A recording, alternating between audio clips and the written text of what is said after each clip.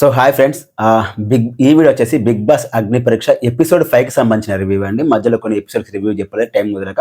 But evening మాత్రం live contacts అయితే చేస్తున్నాను. మీకు వీళ్ళ ఇంట్రెస్ట్ ఉంటే కనుక ఈవినింగ్ 7:30కి మన ఛానల్లో లైవ్ డిబేట్స్ ఉంటాయండి. వచ్చి మీ యొక్క ఒపీనియన్ షేర్ చేయొచ్చు అగ్ని పరీక్ష షో మీద. సో లేట్ చేయకుండా వీడియోకి వెళ్ళిపోదాం. మీలో ఎంతమందికి హేమంత్ చెప్పింది ఒక కుక్డప్ స్టోరీ, ఒక మేడప్ స్టోరీ వాంటెల్లీగా బిగ్ బాస్లో సెలెక్ట్ చేయాలి కాబట్టి ఒక సింపతి స్టోరీ అనేది మనకి ఉంటే జడ్జెస్ని ఈజీగా మనం అట్రాక్ట్ చేసి వాళ్ళని సింపతి డ్రామాలో పడేసి మనం బిగ్ బాస్ అగ్ని పరీక్ష షోకి వెళ్ళొచ్చు, బిగ్ బాస్లోకి వెళ్ళొచ్చు అని చెప్పి ఒక తయారు చేసిన స్టోరీ లాగా నాకు అనిపించింది. It's purely my personal opinion. సింపుల్గా చెప్పాలంటే 4 పువ్వులు వాళ్ళ చెవిలో పెట్టి వాళ్ళను బకరాలను చేసిండు. బకరాలనే వేసిండు జడ్జెస్ అందరినీ స్టేజ్ మీద క్లియర్ కట్గా బకరాలను చేసి గ్రీన్ తీసుకున్నాడు. నాకు అలాగే అనిపించింది. అక్కడ క్లియర్ కట్గా అర్థమవుతుంది ఇప్పుడు సరే వాళ్ళిద్దరి మధ్య ఏం జరిగిందని దానికి ఒక అతను లేదు, మనం వెళ్ళి చెక్ చేయలేం దాన్ని. సో నేను మా నాన్నతో మాట్లాడట్లేదు, అన్ని సంవత్సరాల తర్వాత మాట్లాడిన నాన్నకి కాల్ చేస్తే అక్కడ క్లియర్గా అర్థం వాళ్ళిద్దరి మధ్య మంచి బాండింగ్ ఉంది, మంచి లవ్ ఉంది, తండ్రి కొడుకుల మధ్య మంచి బాండింగ్ ఉంది, అది క్లియర్గా అర్థమైపోతుంది. స్టిల్ అది నిజం అనుకొని వీళ్ళు ఆయనకు సజెషన్స్ ఇవ్వడం లోపల అనుకోవచ్చు, అబ్బా నా బుట్టలో పడ్డారా బాబీళ్ళు మంచిగా బకరాలని చేసిన అని చెప్పి హేమంత్ అనుకోవచ్చు మనసులో, నాకు తెలిసి. ఇంకా వాళ్ళు అభిజిత్ ఇదంతా వెళ్ళిపెట్టి ఇంకా దానికి ఇంకా మంచి సజెషన్ ఇవ్వడం, ఇలా ఉండు బ్రో అలా ఉండు అని. ఏంటిది అసలు బిగ్ బాస్ అంటే ఏంటి, మీరు చేస్తుంది ఏంటి అంటే ఇక్కడ నుంచి ఎవరికి ఎంత పెద్ద సింపతి స్టోరీ ఉంటే, ఎవరికి ఎంత పెద్ద కన్నీటి గాథలు ఉంటే, కన్నీటి గాథలు కాదు అల్లుకునే కథలు. మీరు ఒక మంచి ఇది ఈ బిగ్ బాస్ అగ్ని పరీక్ష సీజన్ 2 అయితే ఎవరైతే చూస్తున్నారో సినిమా రైటర్స్ చూడండి, మీకు మీ దగ్గర కథలు లేకపోతే ఈ కథలు చూడండి, మంచి మంచి సినిమాలు చేయొచ్చు. ఏమన్నా కథల ఒక్కొక్కడు ఒక్కొక్క స్టోరీ, ఒక్కొక్క సింపతి డ్రామా, ప్రతి దానికి ఒక డ్రామా. ఎస్, నా వరకు అది సింపతి డ్రామాలే. బిగ్ బాస్ అగ్ని పరీక్ష షోలో మనం సెలెక్ట్ కావాలంటే ఎవరినైనా బ్లేమ్ చేద్దాం. Either husband, either boy friend, either father, ఏదో ఒక విధంగా ఎవరినో ఒకరిని బ్లేమ్ చేయాలి అంతే. ఎవరినో ఒకటి బ్లేమ్ చేయాలి. ఆ బ్లేమ్ చేసింది నిజమా అబద్ధం అనేది వెరిఫై ఉండదు, ఏమీ ఉండదు. బకరాలను చేయాలి, మనం గ్రీన్ తీసుకోవాలి, అగ్ని పరీక్ష షోకి వెళ్ళాలి. ఇక్కడ ఉన్న జడ్జెస్ అయినా కూడా ఎంత బకరా అంటే నిజంగా వాళ్ళు బకరానే. అసలు వాళ్ళకి అన్డిజర్వ్డ్ ఫర్ జడ్జిమెంట్, చెత్త జడ్జెస్ వాళ్ళు. అరే ఎవడొచ్చి ఏ స్టోరీ చెప్తే ఆ స్టోరీ నమ్మేస్తారా?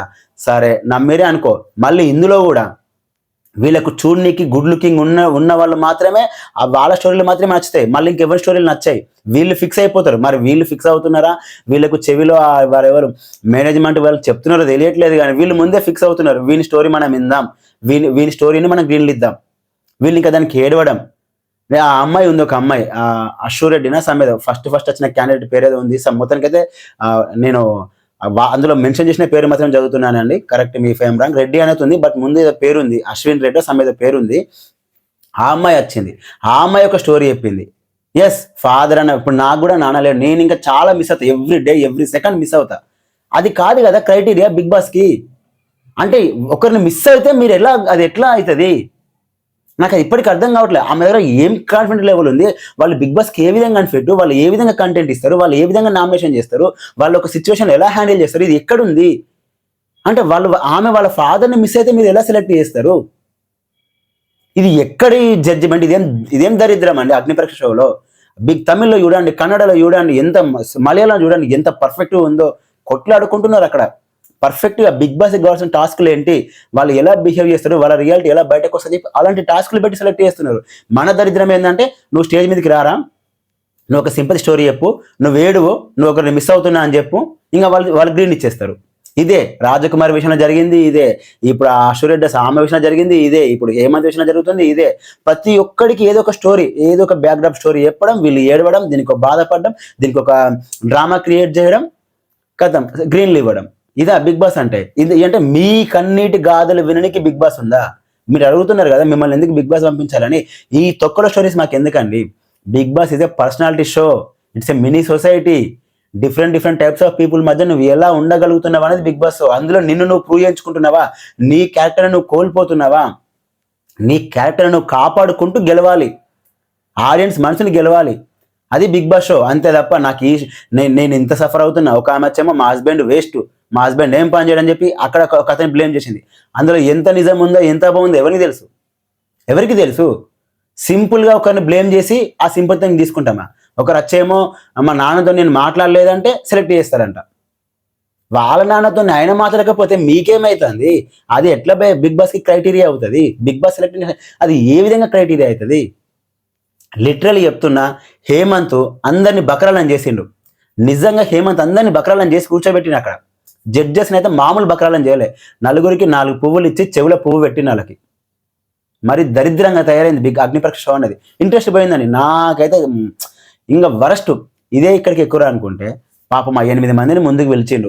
మీకు ఆ 8 మంది మీకు అంటితోటి అనిపించినప్పుడు మీరు ఎందుకు వాళ్ళని గ్రీన్ ఇచ్చారు? నేను ఇక్కడ జడ్జెస్ని తప్పు, మేనేజ్మెంట్ ఏం చెప్పింది నాకు అనవసరం. ఎందుకు అంటే మీరు వాళ్ళ గ్రీన్ ఇచ్చే ముందు ఏం చెప్పారు, చూద్దాం ఫర్దర్ రౌండ్లో మీరు ప్రూవ్ చేయించుకుంటే కనుక టాప్ 15లో ఉంటారు, లేకపోతే లేదు. మిమ్మల్ని మేము ప్రూవ్ చేయించుకోనికి ఒక ఛాన్స్ ఇస్తున్నామని చెప్పారా లేదా జడ్జెస్? మరి వాళ్ళు ప్రూవ్ చేయించుకోనికి ఛాన్స్ ఇవ్వకుండా సింపుల్గా మీలో మీరు మాట్లాడుకొని మీలో మీరు డిసైడ్ చేసుకొని ఎలిమినేట్ చేయడం ఏంటి? అది తప్పు కదా. నీ జడ్జిమెంట్ నువ్వే తప్పని చెప్పి నువ్వే ఒప్పుకుంటున్నావు. ఇంతకన్నా దరిద్రం ఇంకేముంటుంది? మీరే వాళ్ళకి గ్రీన్ ఇచ్చినప్పుడు చెప్తారు మిమ్మల్ని మీరు ప్రూవ్ చేయించుకోనికి ఒక ఛాన్స్ ఇస్తున్నామని. ఆ ప్రూవ్ చేయించుకునే ఛాన్స్ ఇవ్వకుండా మళ్ళీ మీరే పంపిస్తున్నారు. ఇదేం జడ్జిమెంటు? ఇదేం షో అసలు? ఇదేం దిక్కుమాల షో? ఇదేం దిక్కుమాల జడ్జిమెంటు? అరే పాపం వాళ్ళంత కష్టపడి అక్కడికి వచ్చి ఏ విధంగా ఆ అమ్మాయి, ఒక అమ్మాయి ఉంది చూసినావా? ఆ అమ్మాయి పేరు టెక్ అంట. టెక్ మ్యారీడ్ అయింది ఒక ఉమెన్. ఆ అమ్మాయి పేరు నాకు అంత ఐడియా లేదు. కొంచెం అభిజ్ఞ బాగానే మాట్లాడింది కదా. కంపారిటివ్లీ హేమంత్ అభిజ్ఞ చాలా బెటర్, చాలా స్ట్రాంగ్గా మాట్లాడింది కదా. ఎస్, ఆ అమ్మాయి ఒక మాట చెప్పింది, గెలవడం ఓడిపోవడం అనేది విషయం కాదు, పార్టిసిపేషన్ అనేది ఇంపార్టెంట్ బిగ్ బాస్. ఎస్, నువ్వు గెలిచావా ఓడిపోయావు కాదు, ఎలా ఆడావా అనేది ఇంపార్టెంట్ బిగ్ బాస్ హౌస్లో. అది ఖచ్చితంగా 100% పర్ఫెక్ట్ పాయింట్. మన అమ్మాయిని సెలెక్ట్ చేయాలి కదా. హేమంత్ ఏం చెప్పిందని చెప్పి బిగ్ బాస్ రిలేటెడ్గా మీరు సెలెక్ట్ చేసారు అంటే మీరేదో లేపాలి. మీకు ఎవరైనా రికమెండేషన్ క్యాండిడేట్సా? వీళ్ళని తీసుకోవాలని చెప్పి మీకు ఏమైనా రికమెండేషన్ అయినా పైన ఒత్తిడి ఉందా? నాకు అలాగే కనిపిస్తుంది కదా. ఆ 8 మందికి దారుణమైన అన్యాయం, మరి అది చెప్పలేని అన్యాయం. మీరే ప్రూవ్ చేయించుకోనికి గ్రీన్ ఇస్తామన్నారు, మళ్ళీ వాళ్ళకి ప్రూవ్ చేయించుకునే ఛాన్స్ లేకుండా మీరే ఎలిమినేట్ చేశారు. వరస్ట్ అండి, నాకైతే నచ్చలేదు, టోటల్గా వరస్ట్. మీకేమనిపించింది? వాళ్ళ జడ్జిమెంట్ మీకు కరెక్ట్ అనిపించిందా? అది ఒకసారి కామెంట్ చేయండి. యాంకర్ ప్రియా రమేష్ పర్లేదు, బాగానే మాట్లాడింది. కొంతవరకు అయితే ఓకే, డిజర్వ్డే, బట్ ఓకే, వాళ్ళకి ఆమెకు సింగిల్ గ్రీన్ ఇచ్చి వదిలిపెట్టారు, అక్కడ వరకు అయితే ఫైన్.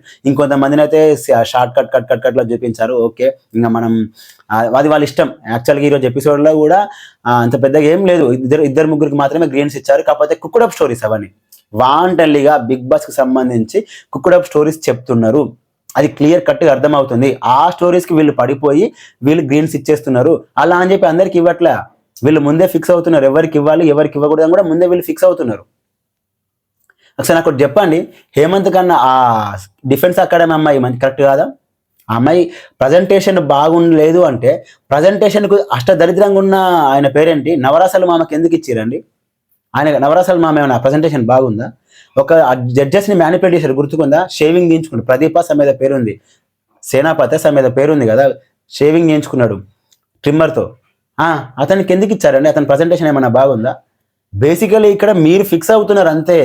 అక్కడ వాళ్ళకి నచ్చిన వాళ్ళకి వాళ్ళు ఇస్తున్నారు. అన్యాయమే, అన్ఫేర్ జడ్జిమెంటే. నా వరకు టోటల్గా అన్ఫేర్ జడ్జిమెంటే, వరస్ట్. నాకు నచ్చలేదు. మీకేమనిపించిందో కామెంట్ చేయండి. నా అభిప్రాయంతో మీరు ఏకీభవించాల్సిన అవసరం లేదు. ఇఫ్ ఇన్ కేసు మీరు మాట్లాడాలి అనుకుంటే, ఎస్ నేను ఈ ఎపిసోడ్ మీద మాట్లాడాలి అనుకుంటే మాత్రం మన ఛానల్లోనే ఈవినింగ్ 7:30కి ఇదే ఎపిసోడ్ మీద లైవ్ డిస్కషన్స్ ఉంటాయండి. రండి, జాయిన్ అవ్వండి, మీ యొక్క ఒపీనియన్ షేర్ చేయండి. ఈ వీడియో నచ్చితే కనుక లైక్ చేయండి, అలాగే మన ఛానల్ సబ్స్క్రైబ్ చేసుకోండి. Thanks for watching.